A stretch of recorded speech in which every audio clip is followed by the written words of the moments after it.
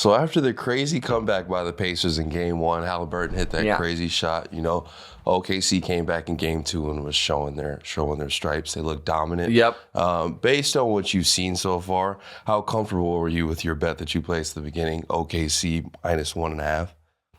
Well, I mean, here, what I will say about that bet, to put a little pin in Vegas for now, that bet was a luxury bet when I placed it. Yeah. It's a necessity bet now.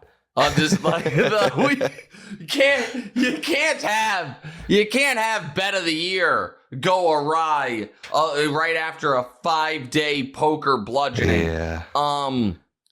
Obviously the bet didn't look great after Indiana steals Game 1, because then for the Thunder have to win in 4, 5, or 6 for that bet to win. And after you lose Game 1, 4 is literally eliminated and 5 is potentially eliminated. However, we now have had 96 minutes of this series. The Indiana Pacers have led for 2 of those minutes.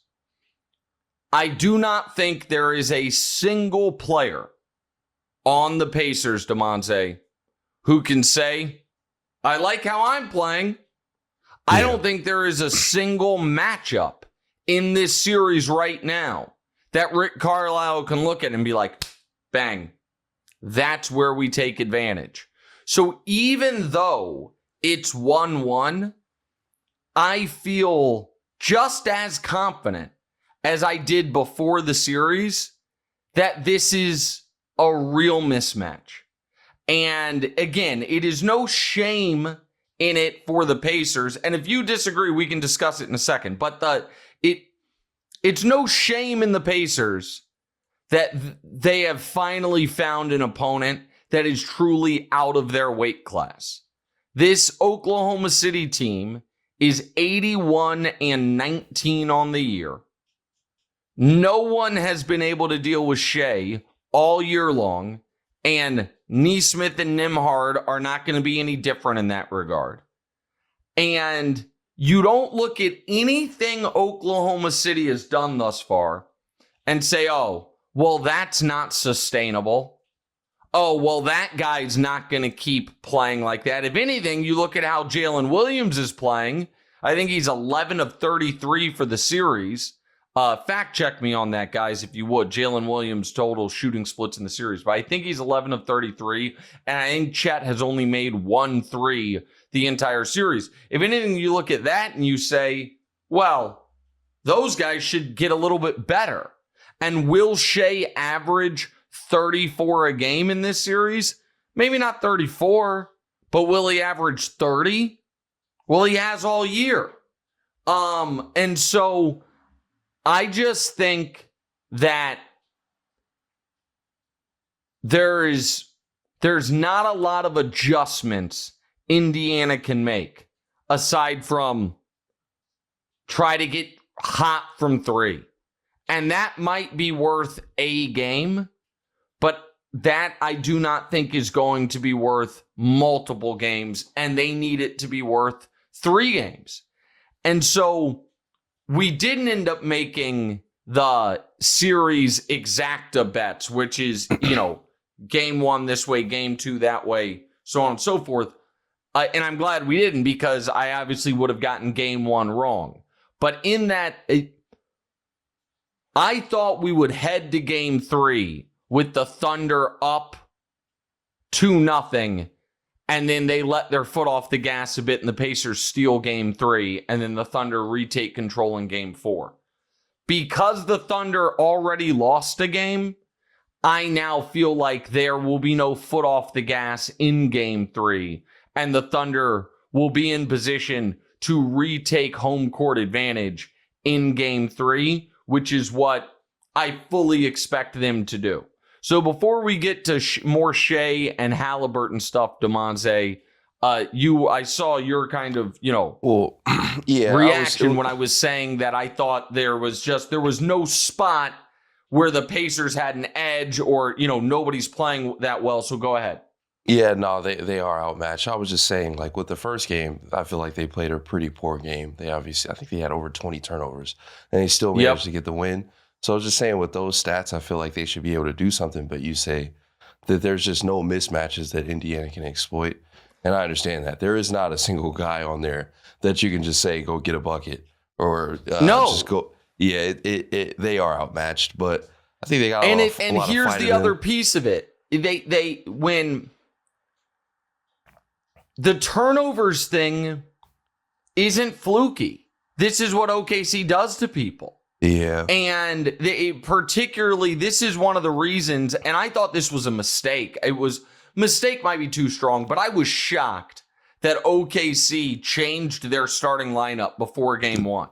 That when they had been this dominant team all year, that they took Hartenstein out of the starting lineup. But they did that to add another perimeter defender so they could just harass the Pacers out on the on the perimeter. And they caused 19 first half turnovers in game one. Now, what was fluky about that was despite causing all those turnovers, they weren't getting fast break points. They weren't getting as many points off turnovers, but it's still dead possessions. And listen, it is incredibly difficult to, I know this is going to sound almost sacrilegious to how basketball is supposed to be played, but it is incredibly difficult, and history will back me up on this, to win a championship if your best player is a true pass-first point guard that is not a natural scorer. If you don't either have, to go along with that person, the best defense in the league or a go-to dominant big that he can get a lot of his, assists to. So when you look at the most traditional kind of pass-first elite point guards in NBA history, and you go, and that, listen, I'm not putting Haliburton on the historical list, but he obviously is a pass-first point guard. Chris Paul ran into this, where it's like, okay, I'm the best player on the team. Yes, I can score, but this is not really where my bread is buttered, so to speak. And then as competition gets harder and harder and the other team's more and more talented, eventually I'm going to play a team that is going to have enough talent of their own on the perimeter, particularly defensively or inside defensively, to slow down the guys I'm trying to spoon feed these buckets to. And he didn't make a finals until he was alongside a dominant scorer in Booker, and when they made the finals, didn't win. Steve Nash, he could score like Haliburton can score, but he's a career 18-point-a-game guy. He's a pass-first wizard. Never had those dominant defenses and had a hard ceiling. Some bad luck, some injuries, some bad suspensions. I get it, though, of the NBA Finals. Chauncey did it, and Chauncey's not the caliber of those two previous players, but that was the best defense in basketball. Isaiah Thomas did it, but that was the best defense in basketball. And Isaiah had real high-end scoring ability that he kind of tempered on his own. John Stockton had Karl Malone as the go-to scorer. He's a pass-first guy, and those teams were championship caliber. They just ran into the Bulls, but you had Stockton, you had Malone to go alongside him, and people will be like, well, Magic did it. And you can't even be like, well, he had Kareem, because older for the last couple championships, that was not the same Kareem. But Magic's one of the 5 greatest players in the history of the league. And as great as Kuzi was, they didn't win. It's a little unfair to Kuzi, but they didn't win until they got Russell, and they had the best defensive player in the history of the sport. It's just so hard to win 4 rounds if your best player can't reliably just go get you a bucket. And it's one of the reasons why I have always been a defender of Luka, even though people don't like the heliocentric style. Because guys like Luka and LeBron, they are at their core pass first players, but they are also dominant scorers. And so I know I'm kind of stepping a bit on the Haliburton conversation, but we'll still get to it because there's something specific about how he's playing. But it is, if you don't have, if you are, let me rephrase it. Let me kind of turn it a bit. The Pacers are an offensive-minded team.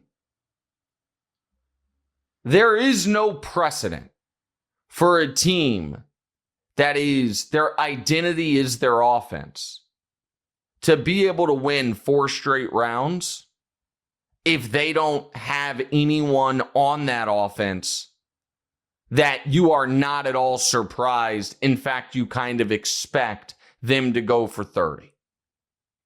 And so it's a very thin needle that's trying to be threaded here, which is the Thunder have the better defense. We have the better offense. The Thunder, by the way, also have far and away the best offensive player in the series. It's a tough spot. And that's where I think that's the hard ceiling the Pacers have run into.